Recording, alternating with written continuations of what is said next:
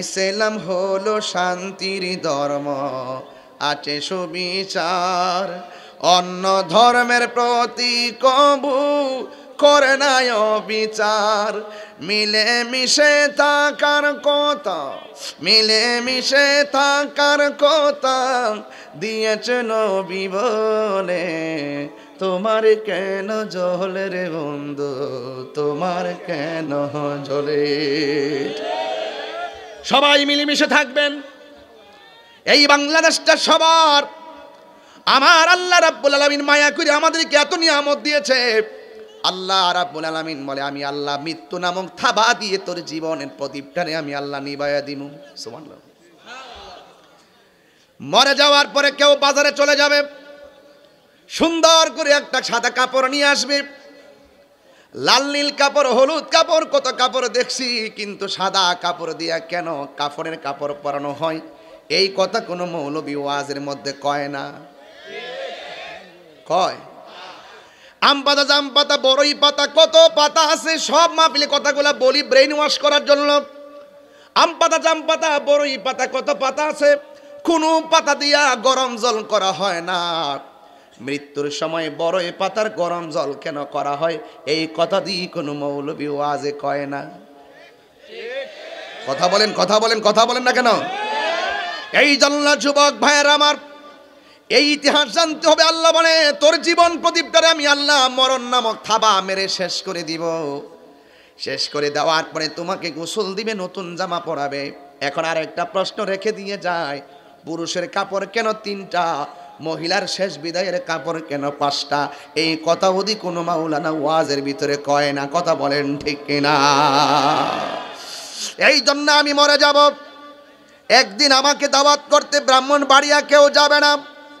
আমি মারা গেলে 3 দিন পর্যন্ত ফেসবুকটা গরম, 4 দিন পরে আমার খবর কেউ নিবে না, আমার আইডিতে কেউ আর মেসেজ করবে না। এই জন্য যুবক ভাইয়েরা আমার, এই পৃথিবীর কেউ কারো নয়। ফেসবুক চালাও, ফেসবুক চালাও, বাহাদুরি করো।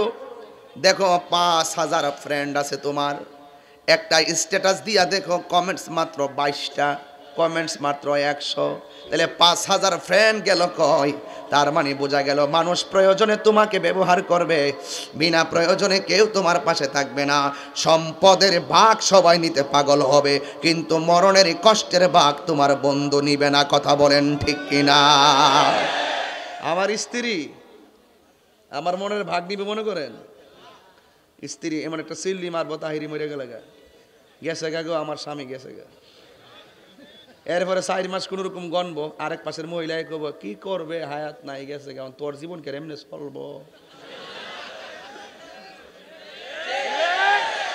ওই বিটির কথা হইন না, জামাইর নামের মধু শেষ, আবার আরেক জায়গায় জাদু করবো। এই পৃথিবীর কেউ আপনার কষ্টের ভাগ নিবে না। পৃথিবীটা স্বার্থপর তো। আর আমি মারা গেলে আমার ব্যাংকের টাকার ভাগ নেওয়ার জন্য, আমার সম্পদের ভাগ নেওয়ার জন্য মানুষের কোনো অভাব হবে না। আমার সন্তানদের মাঝে কাটাকাটি হবে, মারামারি হবে, সম্পদের ভাগ নিয়ে এমন ঘটনা শোনা যায়, তুচ্ছ ঘটনাকে কেন্দ্র করে মারামারি হচ্ছে, কিন্তু তোমার মৃত্যুর ভাগ, কবরের কষ্টের ভাগ পৃথিবীর কেউ নিবে না। কথা বলুন ঠিক কিনা বলো?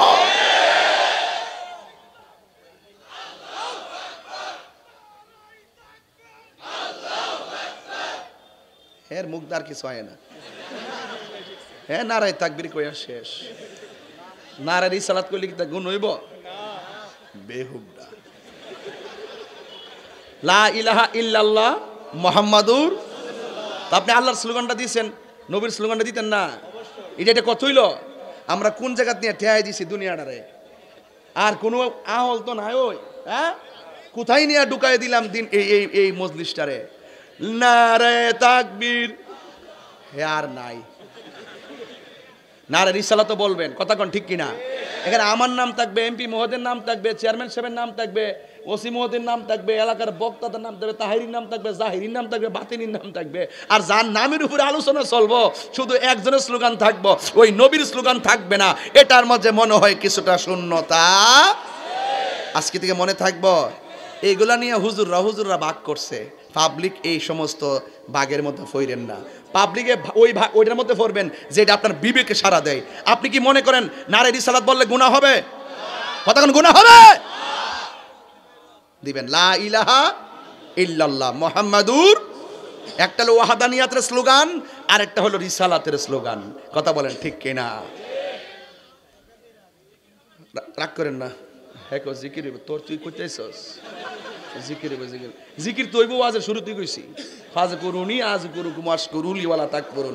ওয়াজটা শান্তি মতো করতে দিতে না, বোঝা দিতেছে এখানে কিছু ফুলাফান ঢুকছে উল্টা পাল্টা না। হ্যাঁ বালাগতি কইছে জিকির হবে কার? একজনের জবান খুলে কোন তিনি কে?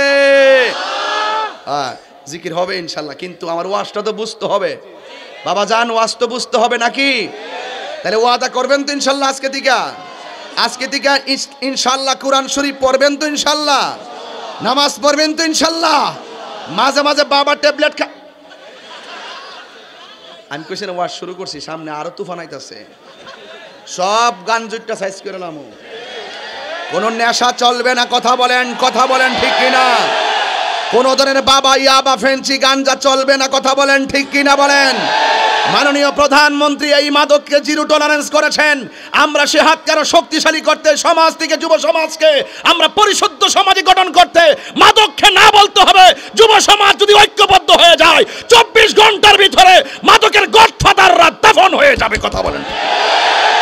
নারে তাকবীর, আল্লাহু আকবার, নারে রিসালাত, ইয়া রাসূলুল্লাহ, আহলে সুন্নাত ওয়াল জামাত জিন্দাবাদ জিন্দাবাদ, অ্যাকশন অ্যাকশন, ডাইরেক্ট অ্যাকশন, মাদকের বিরুদ্ধে ডাইরেক্ট অ্যাকশন, সুদখোরের বিরুদ্ধে ডাইরেক্ট অ্যাকশন, ইসরায়েলের বিরুদ্ধে ডাইরেক্ট অ্যাকশন, শিয়াদের বিরুদ্ধে ডাইরেক্ট অ্যাকশন। ভাইয়ের আমার, কষ্ট পাইছেন আপনারা?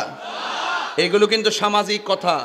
এই কথাগুলো লাগবে আমার যুব সমাজের হাতে। বাবা ট্যাবলেট মানায় না, এদের হাতে ইয়াবা ট্যাবলেট মানায় না, এদের হাতে ফেন্সি মানায় না।